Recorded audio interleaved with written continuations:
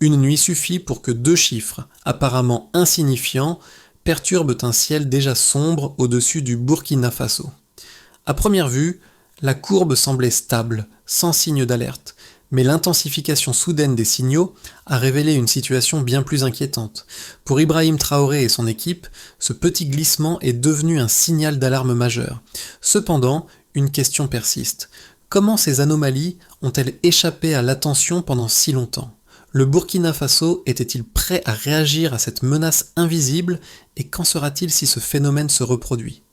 Le Burkina Faso est confronté à une situation où la moindre anomalie peut se transformer en un danger stratégique majeur. Ce qui semblait être des variations mineures dans les signaux de surveillance s'est rapidement révélé être bien plus que de simples erreurs techniques. Pour Ibrahim Traoré, ces découvertes étaient la première alerte d'un phénomène qui pourrait mettre en péril la sécurité nationale. Il est désormais évident que la vigilance face à ces micro-anomalies n'est pas simplement une question de technologie avancée, mais de méthodologie et d'interprétation des données. L'enjeu est de taille. Une nation dont les ressources sont limitées doit-elle investir dans des solutions high-tech ou renforcer son approche de surveillance humaine et locale ? À travers cette analyse, le Burkina Faso cherche à comprendre comment anticiper ces signaux faibles et s'adapter à des menaces potentielles avant qu'elles n'éclatent au grand jour. Le dilemme de l'État burkinabé est de savoir si cette situation est un incident isolé ou le début d'une série d'intrusions stratégiques. Mais comment savoir si les autorités sont prêtes à réagir suffisamment tôt pour éviter une crise majeure ? Les événements récents au Burkina Faso ont révélé une réalité inquiétante. Un simple décalage dans les données peut entraîner des changements stratégiques majeurs. Alors que, dans un premier temps, les signaux semblaient ne présenter aucune urgence, leur brusque intensification a mis en lumière une menace grandissante. Ibrahim Traoré et ses équipes ont d'abord observé des variations apparemment insignifiantes, mais qui, une fois superposées à d'autres rapports, ont commencé à former un schéma cohérent. Ce phénomène, bien que discret au départ, a progressivement révélé des failles stratégiques dans le système de défense du pays. Le processus de détection de ces anomalies a été lent. Lorsqu'Ibrahim Traoré a mis en évidence la convergence de certains signaux provenant de zones éloignées, l'idée d'une intrusion extérieure a commencé à se dessiner. Ce qui semblait être un simple bruit de fond se transformait en un indicateur stratégique majeur. Les autorités ont mis du temps à réagir, doutant de la pertinence des premiers rapports. Mais à mesure que l'analyse des signaux progressait, il est devenu évident que ce n'était pas une anomalie technique isolée. C'était bien une intrusion extérieure en gestation. Cette évolution a pris de l'ampleur en quelques heures. Les équipes locales, souvent les premières à repérer ces signaux subtils, ont rapidement alerté les autorités. Mais la validation du danger a pris un temps précieux. En superposant les rapports des différentes régions, les signaux semblaient converger vers des points névralgiques du pays. Ce basculement de perception a permis à Ibrahim Traoré de lancer une alerte posant la question essentielle. Le Burkina Faso avait-il la capacité de réagir à temps ou était-il trop tard ? Ibrahim Traoré, dès que les premiers signes de perturbation sont apparus, a immédiatement compris l'ampleur de la situation.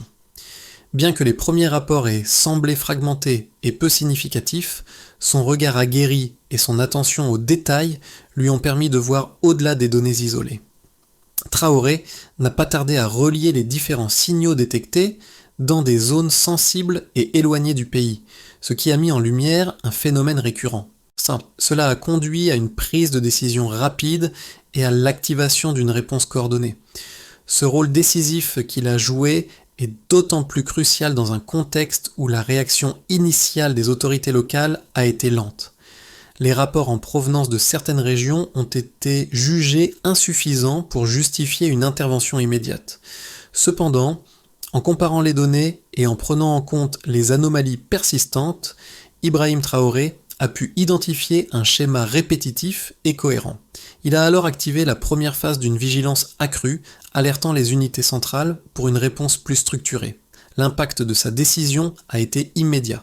Grâce à sa capacité à relier des éléments apparemment insignifiants, Traoré a permis une mobilisation rapide des équipes de surveillance et de défense. Et ce moment clé a marqué le début d'une nouvelle stratégie où les signaux faibles sont devenus des indicateurs primordiaux de menaces potentielles. Le pays a commencé à prendre conscience que ces petites anomalies n'étaient pas simplement des erreurs techniques, mais des pièces d'un puzzle plus grand. Un puzzle que Traoré et son équipe s'efforçaient maintenant de résoudre avant qu'il ne soit trop tard. Les événements ont commencé à prendre forme alors que les premiers signaux faibles, initialement jugés comme des anomalies techniques isolées, se sont intensifiés. Ce qui semblait être un simple bruit de fond a peu à peu révélé une dynamique sous-jacente bien plus inquiétante. Ibrahim Traoré et ses équipes ont observé que ces variations dans les rapports n'étaient pas dues à des pannes techniques, mais à des phénomènes récurrents ou dont la fréquence augmentait à mesure que les heures passaient. La découverte clé fut celle d'une série de signaux convergeant vers des points sensibles du pays, principalement des installations militaires et des infrastructures critiques. En analysant les premiers rapports, Traoré a remarqué que ces anomalies n'étaient pas liées à une perturbation aléatoire, mais à un processus méthodique. Il a alerté immédiatement les autorités centrales qui ont commencé à prendre la menace au sérieux. Le fait que ces signaux se répétaient dans des zones géographiques spécifiques a renforcé l'idée d'une intrusion extérieure planifiée. À partir de ce moment-là, l'analyse des rapports a permis de révéler non seulement l'intensification des signaux, mais aussi une tendance qui se précisait, un test méthodique d'un acteur extérieur. Le processus de validation a été crucial. En superposant les rapports des différentes régions, une image plus claire a commencé à émerger. Les signaux semblaient non seulement plus fréquents, mais aussi plus ciblés, comme si chaque variation avait une intention précise derrière elle. À chaque nouvel indice, l'inquiétude grandissait. Ces anomalies n'étaient plus le résultat d'un dysfonctionnement, mais d'une tentative coordonnée d'infiltration. Traoré a rapidement mis en place une stratégie de réponse, en dirigeant les équipes locales vers une vigilance accrue et une collecte de données plus systématique. La situation s'est intensifiée au fur et à mesure que les équipes locales, les premières à repérer ces anomalies, ont commencé à communiquer avec les autorités centrales. Ibrahim Traoré a facilité la coordination entre ces deux entités, sans permettant de consolider les informations et d'orienter la réponse de manière plus précise. L'activation de cette vigilance accrue a marqué un tournant car il est devenu évident que la menace ne pouvait plus être ignorée. Ce phénomène, autrefois insignifiant, était désormais perçu comme un défi stratégique majeur. Les premiers signes de cette menace étaient invisibles pour ceux qui n'étaient pas à l'écoute des détails. Les équipes locales, agissant sur la base de leurs observations, ont compris que chaque variation, aussi subtile soit-elle, avait une signification plus profonde. Une fois que ces équipes ont comparé les signaux provenant de différentes zones, la menace est apparue sous un jour totalement différent. L'intensification des signaux et la convergence vers des cibles stratégiques ont transformé ce qui semblait être une série d'incidents isolés en un schéma organisé. Ibrahim Traoré, en détectant ce schéma émergent, a pu orienter la réponse stratégique du Burkina Faso. Ce moment clé a permis de passer de l'observation des signaux à l'activation d'une véritable stratégie de défense en concentrant les ressources sur les zones les plus vulnérables et en renforçant les capacités de détection. En l'espace de quelques heures, une réévaluation complète de la situation a été réalisée. Ce fut un tournant décisif pour la défense nationale, car il est devenu clair que la réactivité rapide face à ces signaux faibles allait être essentielle pour contrer la menace. L'analyse approfondie des signaux détectés a permis de dégager 3 indicateurs principaux qui ont joué un rôle crucial dans l'évaluation de la menace. Le premier de ces indicateurs était l'intensité des signaux. Au départ, ces signaux étaient peu faibles, mais une tendance de croissance s'est installée au fil du temps, indiquant une évolution significative. La variation modeste de l'intensité des signaux n'était pas simplement une fluctuation technique, mais un signal clair de changement dans le comportement des intrus. Les relevés ont montré une intensité croissante qui, bien que marginale au début, s'est révélée suffisamment marquée pour être prise en compte par les équipes de surveillance. Le deuxième indicateur clé a été la fréquence des signaux. Au départ sporadique, les signaux ont commencé à se répéter à des intervalles réguliers, Chesky a suggéré un modèle bien défini. Ces répétitions ont été observées à plusieurs endroits à travers le pays, souvent dans des zones stratégiques. Les unités de surveillance ont constaté une augmentation de la fréquence des signaux, ce qui a rendu la menace de plus en plus évidente. Ce phénomène a confirmé que les perturbations n'étaient pas dues à des erreurs techniques, mais à une tentative coordonnée de manipulation du système de détection du Burkina Faso. Le troisième facteur déterminant était la direction des trajectoires des signaux. Alors que les premiers rapports indiquaient des anomalies isolées, les derniers enregistrements ont montré que les signaux convergeaient vers des points précis. Ces trajectoires, identifiées par les équipes locales, semblaient se diriger vers des installations militaires et des infrastructures de critique.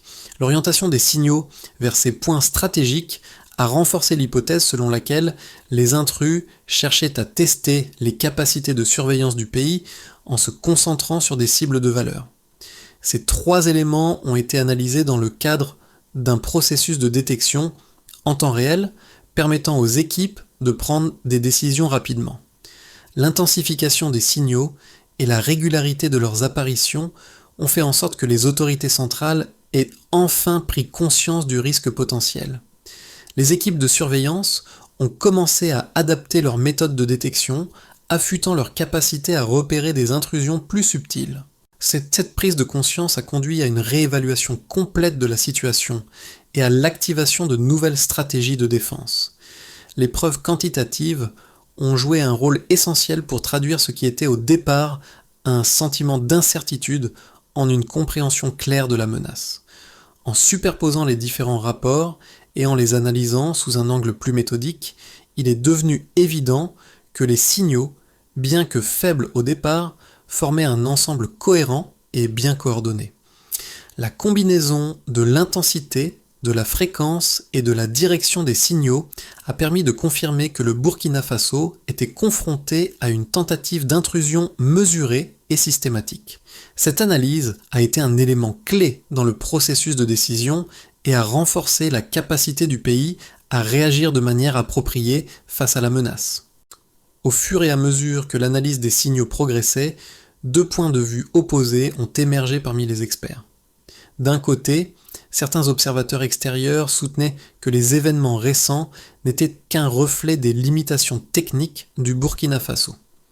Selon cette analyse, la neutralisation des drones et autres intrusions extérieures n'était rien de plus qu'une coïncidence favorable.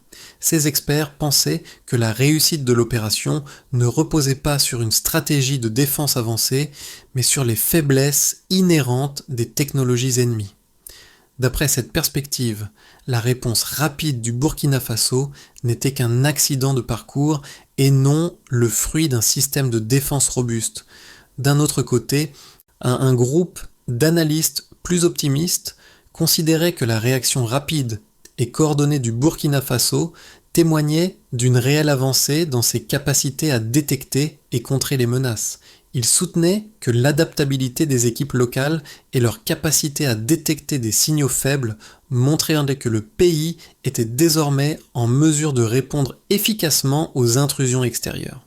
Selon ce point de vue, la performance du Burkina Faso ne relevait pas d'un coup de chance, mais d'une approche méthodique et d'un renforcement des capacités locales. Cette analyse mettait en lumière la manière dont le pays avait évolué pour répondre aux menaces, même face à des technologies plus avancées. Enfin, une troisième approche plus nuancée rejetait les positions extrêmes des deux précédents camps.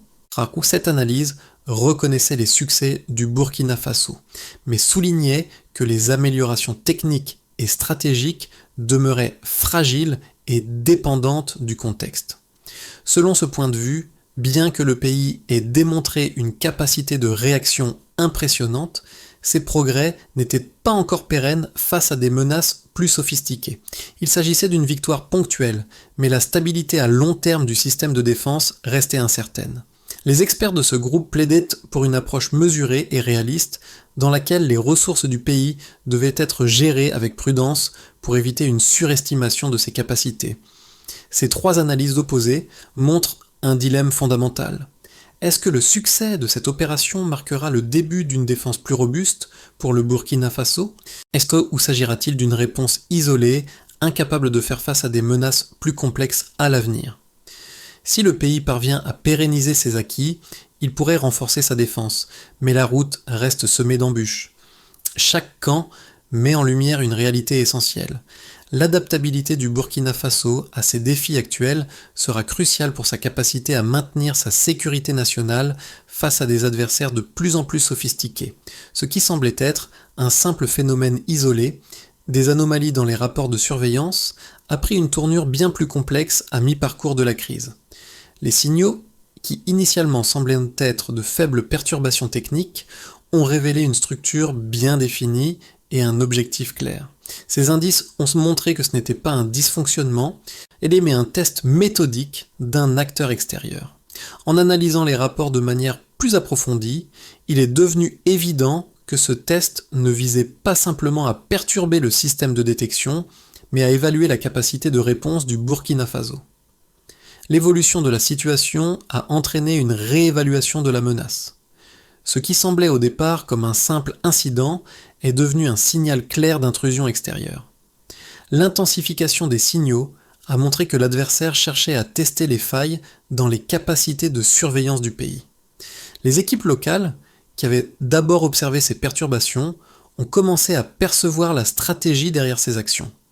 Ce basculement de perspective a marqué un tournant décisif. Short Ibrahim Traoré et ses équipes ont vu dans cette évolution une occasion de renforcer leur posture défensive et de mieux anticiper les futures menaces. Ce moment charnière a permis au Burkina Faso de réévaluer non seulement la nature de la menace, mais aussi sa réponse stratégique. Ce changement d'approche a ouvert la voie à une défense plus cohérente et proactive. Les conséquences immédiates de l'intensification des signaux ont eu un impact profond sur plusieurs groupes clés au Burkina Faso. Du côté des autorités, la prise de conscience de l'ampleur de la menace a entraîné une réévaluation de la sécurité nationale. La réponse initiale, souvent perçue comme trop lente, a laissé place à une mobilisation accrue des forces de défense et de surveillance. Les équipes locales ont commencé à prendre des mesures plus agressives, et la coordination entre les différentes unités a été renforcée pour traiter les nouvelles informations en temps réel. La mise en place de cette réponse plus structurée a permis de mieux gérer les menaces et d'anticiper les mouvements ennemis.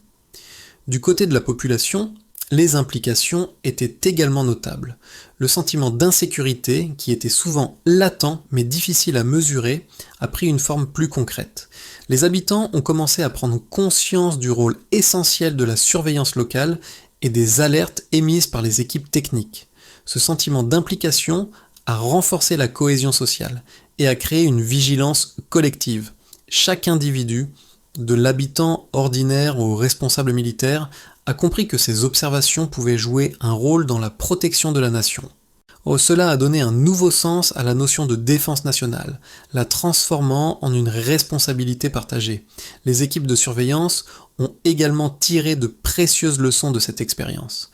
La montée en compétence des équipes locales, qui ont appris à détecter même les plus petites variations dans les signaux, a permis d'augmenter l'efficacité du réseau de surveillance. De plus, la capacité à ajuster rapidement les procédures de détection et à partager les données en temps réel a renforcé la réactivité des unités de défense. Ce processus d'adaptation a permis de surmonter les défis posés par l'évolution rapide de la situation. En ce qui concerne les implications diplomatiques, la réaction rapide du Burkina Faso a attiré l'attention de la communauté internationale.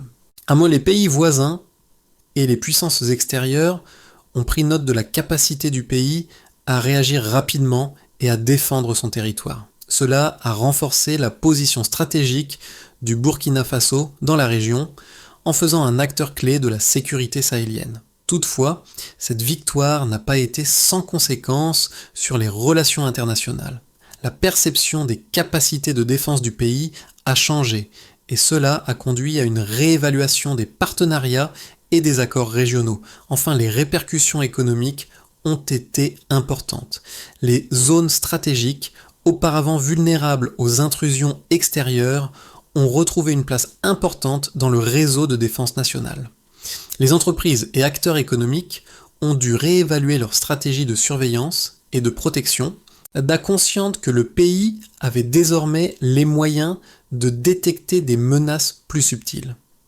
Cette prise de conscience a incité les autres nations de la région à envisager des approches similaires pour renforcer leur capacité de défense. En somme, les conséquences pratiques de cette opération ont non seulement affecté la sécurité nationale, mais ont également modifié les dynamiques régionales et internationales. Le Burkina Faso a montré qu'il pouvait se défendre efficacement avec les ressources dont il disposait, mais cette victoire soulève aussi des questions sur la durabilité et la résilience de son système de défense face à des menaces futures plus sophistiquées. L'évolution des menaces et des capacités de défense du Burkina Faso ouvre plusieurs scénarios pour les mois à venir. Ces scénarios sont basés sur l'adaptabilité du système de surveillance du pays et sur les réactions possibles des adversaires qui peuvent ajuster leur stratégie en fonction des capacités observées du Burkina Faso. Dans un scénario de base, le pays maintient sa vigilance actuelle. Le réseau de surveillance est amélioré progressivement, mais sans grandes innovations technologiques. Les intrusions restent sporadiques et moins intenses, et le pays choisit de ne pas s'engager dans une course coûteuse à la technologie. Les puissances extérieures, ayant pris conscience de la rapidité de la réponse du Burkina Faso, évitent de multiplier les tests directs. Le statu quo reste avec des tensions régionales modérées et le pays poursuit ses efforts de défense sans grand changement dans la dynamique de sécurité. Mais un scénario optimiste imagine un Burkina Faso qui capitalise sur sa réussite récente. Le pays renforce sa souveraineté régionale et devient un modèle pour d'autres nations sahéliennes. Les ingénieurs locaux continuent d'améliorer le réseau de surveillance, rendant le système plus sensible aux intrusions similaires et plus réactif face aux menaces extérieures. Dans ce scénario, la coopération régionale se renforce et le Burkina Faso bénéficie de partenariats stratégiques plus solides, ce qui lui permet de détecter et de contrer les menaces plus tôt. Le pays pourrait attirer des investissements dans des technologies de défense avancées et gagner en influence sur le plan diplomatique. Dans un scénario pessimiste, le Burkina Faso fait face à une intensification des intrusions extérieures. Bien que les équipes locales aient montré une grande réactivité, leurs ressources restent limitées, et l'adaptation aux menaces plus sophistiquées devient de plus en plus difficile. Les puissances extérieures, conscientes des capacités de détection du pays, ajustent leurs tactiques pour rendre les incursions plus furtives. Le réseau de défense du Burkina Faso atteint ses limites, et le pays se retrouve confronté à un choix difficile. Investir massivement dans des technologies de défense avancées ou accepter une phase de surveillance plus diffuse et moins efficace. Cette pression croissante sur le système de défense crée des tensions internes et le pays doit jongler entre la nécessité de maintenir une défense efficace et la gestion de ses ressources limitées.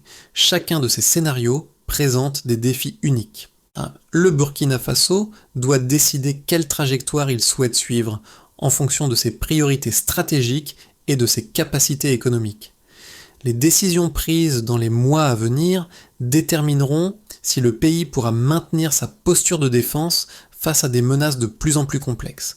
La flexibilité et l'adaptabilité seront des facteurs clés pour naviguer dans un environnement de sécurité de plus en plus incertain. Le succès de l'opération au Burkina Faso a eu des répercussions bien au-delà du champ militaire et diplomatique. Il a permis de renforcer le sentiment de sécurité parmi la population qui, jusqu'alors, vivait dans une insécurité latente, souvent difficile à mesurer. Cependant, la situation actuelle offre aussi des enseignements cruciaux pour les citoyens. Ce n'est pas seulement l'État qui protège la nation, mais chaque individu qui joue un rôle dans la surveillance et la défense du territoire. En impliquant la population dans le processus de détection des menaces, le pays a créé une responsabilité collective qui transcende les simples actions militaires. Cette évolution est particulièrement visible chez les jeunes générations qui voient désormais leur rôle dans la défense de leur pays sous un jour nouveau. Leur participation active à la collecte de données et à l'observation des anomalies leur confère un sentiment de puissance et d'engagement dans les affaires nationales. Cette approche permet non seulement d'améliorer les capacités de surveillance, mais aussi de renforcer la cohésion sociale autour de l'idée de sécurité nationale partagée. Les actions menées sur le terrain ont permis de redéfinir la manière dont les Burkinabés perçoivent leur sécurité. Désormais, les citoyens sont davantage conscients du rôle essentiel que jouent leurs observations locales dans la prévention des menaces. Ce changement dans la perception du rôle des citoyens dans la défense nationale est un facteur clé de la réussite de l'opération et il a permis de créer un climat de solidarité et d'unité face à des menaces invisibles. En fin de compte, ce qui ressort de cette expérience, c'est que la sécurité ne dépend pas seulement des dispositifs techniques et militaires, mais aussi de l'engagement de chacun. Chaque citoyen, par ses petites observations et son attention, contribue à la résilience du pays face à des menaces futures, renforçant ainsi une culture de défense commune. Ça, pour pérenniser les acquis de cette victoire et renforcer la défense du Burkina Faso, plusieurs étapes cruciales doivent être mises en place. La première consiste à unifier la collecte des données au niveau national. Les unités locales doivent transmettre leurs relevés en temps réel via une plateforme commune, facilitant ainsi l'accès centralisé à l'information et permettant une analyse stratégique en continu. Cette initiative pourrait être opérationnelle dans les 3 mois et renforcerait la réactivité du pays face aux nouvelles menaces. Ensuite, une formation continue des équipes techniques est indispensable.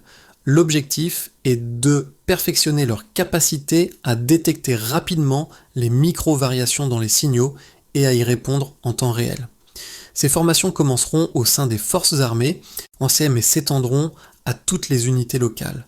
Une telle formation permettra de réduire le temps nécessaire pour confirmer ou infirmer une anomalie, augmentant ainsi l'efficacité du réseau de défense.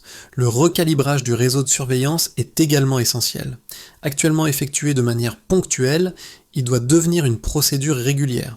Les fréquences et paramètres des systèmes de détection devront être ajustés tous les 2 mois en fonction des données collectées.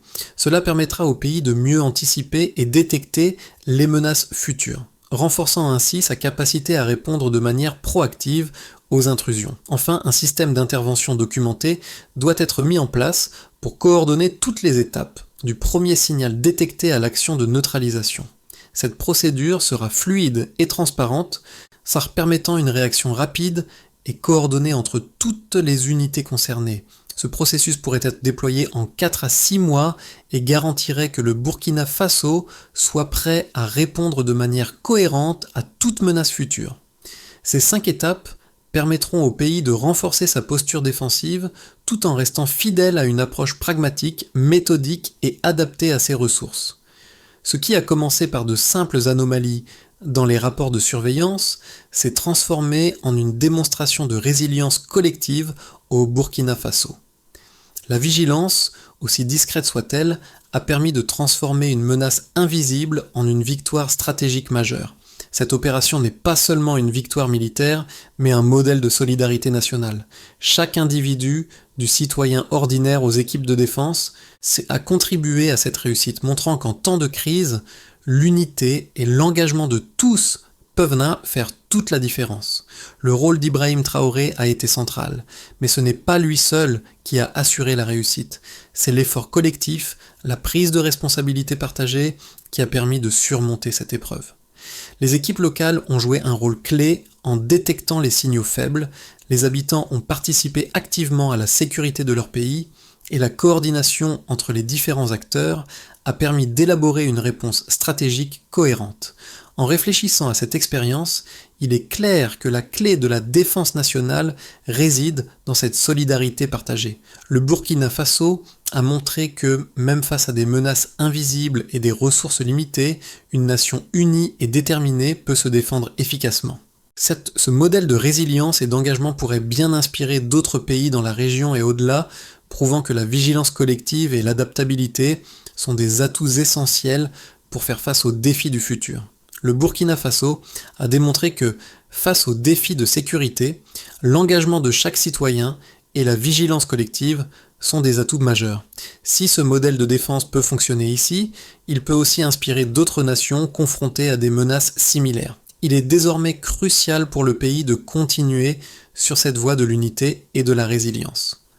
Le processus de vigilance partagée, l'implication active de chaque citoyen et la coordination entre les différents acteurs doivent être continuellement renforcés. Les défis auxquels le Burkina Faso a fait face ne sont pas isolés.